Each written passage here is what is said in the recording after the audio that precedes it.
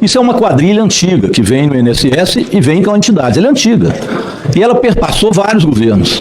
Tentar politizar isso, fazendo uma CPMI para dizer que a culpa foi do governo tal ou qual, ou que a posição quer dizer foi do governo Lula, é um desastre. Vocês não conseguirão provar isso. Então, a cada um que vem aqui, vai se provar isso. Essa é uma quadrilha antiga.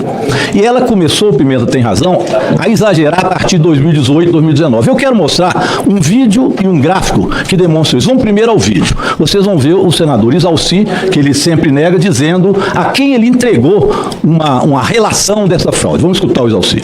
Eu recebi no meu gabinete os peritos do INSS, onde havia indícios de rombo de mais de 70 milhões com relação, bilhões com relação a aposentados, seguro-defeso, consignados.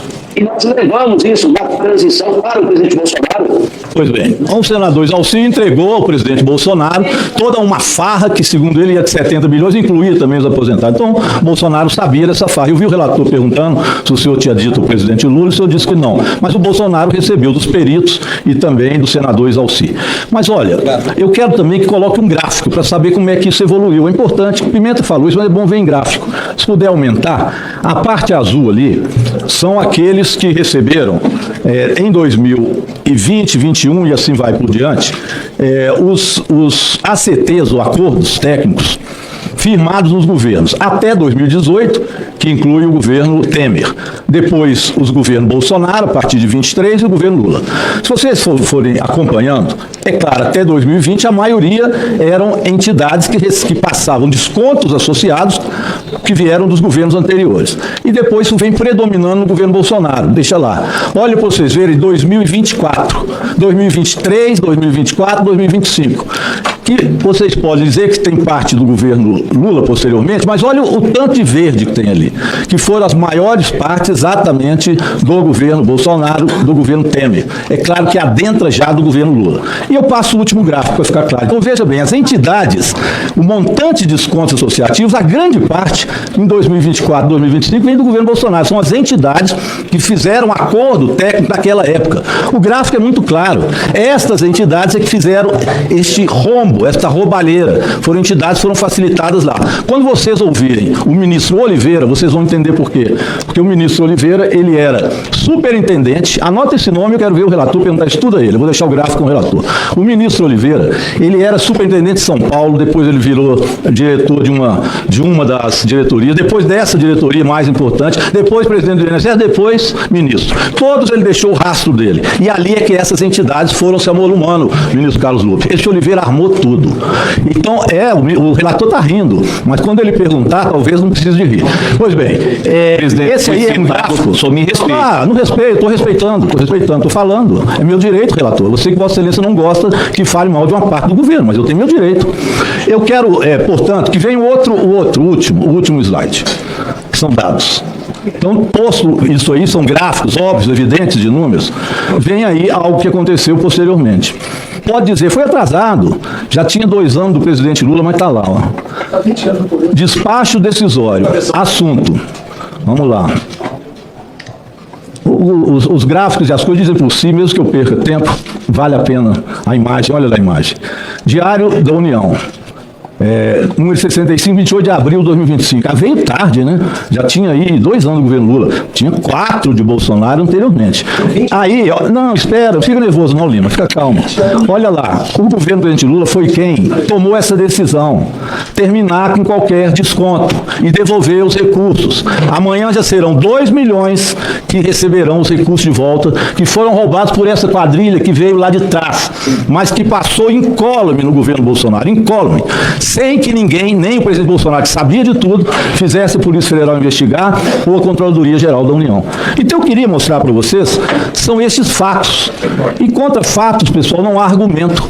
Ali são dados numéricos de quais entidades e quais períodos elas estavam ali. E de quando terminou. E terminou não é só porque o presidente Lula ficou sabendo, porque tomou-se a decisão de terminar. Porque se o presidente Bolsonaro sabia, não tomou a decisão de terminar, agora tomou-se. Eu não estou querendo dizer com isso que o presidente Bolsonaro sabia dos detalhes, creio que não. Porque ele sabia dos detalhes em relação ao golpe, mas aí é outro assunto que o STF amanhã começa a dar um voto, que termina sexta-feira, é outra história. Isso ele sabia bem, isso nós sabemos. O STF sabe também. Mas nesse caso, não sei. mas que ele sabia foi dito até pelo senador Exalci. Bolsonaro sabia, não tomou providência, as entidades foram aumentando o valor que elas roubavam do servidor, e isso ficou durante 4 anos. Adentrou no governo do presidente Lula, há de se saber as responsabilidades também, porque todos serão punidos, todos, desde que se iniciou isso até agora. Ou os senhores e as senhoras acham que a Polícia Federal não sabe do que está acontecendo? Agora, eles pegam uma reportagem como essa, cria narrativa e fica repetindo isso constantemente. O PT precisa assumir a sua responsabilidade, não fica criando narrativas.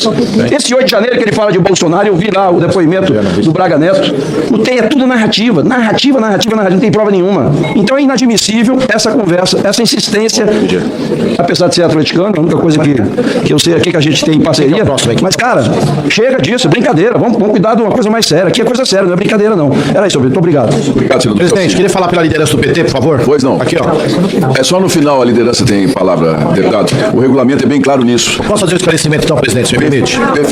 Perfeitamente. Posso fazer o esclarecimento? Não. Perfeitamente, senhores, por favor. 2 minutos, senador, deputado. Presidente, porque assim, a verdade tem que estar presente sempre aqui no nosso debate. 2. E não dá para ser feita ilação.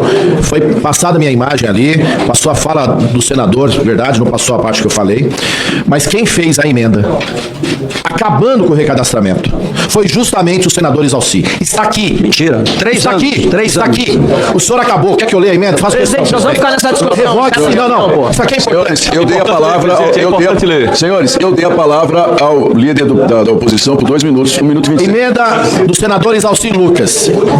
Emenda revogue-se o parágrafo 7º do artigo 115 da Lei 8213 de 24 de julho de 91, incluído por força do artigo 25 da medida provisória 871 de 18 de janeiro de 2019. Revogue-se o parágrafo 7º do artigo 115. O que dizia o artigo 7º? Parágrafo 7º. Na hipótese prevista no inciso 5º do CAPT, a autorização do desconto deverá ser revalidada anualmente, nos termos do disposto no regulamento.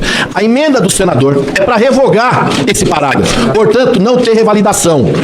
A verdade tem que vir à tona. Ele fica aqui fazendo ilação, jogando ao PT, mas não assume a autoria da sua emenda, cuja comissão mista da medida provisória, ele era o presidente.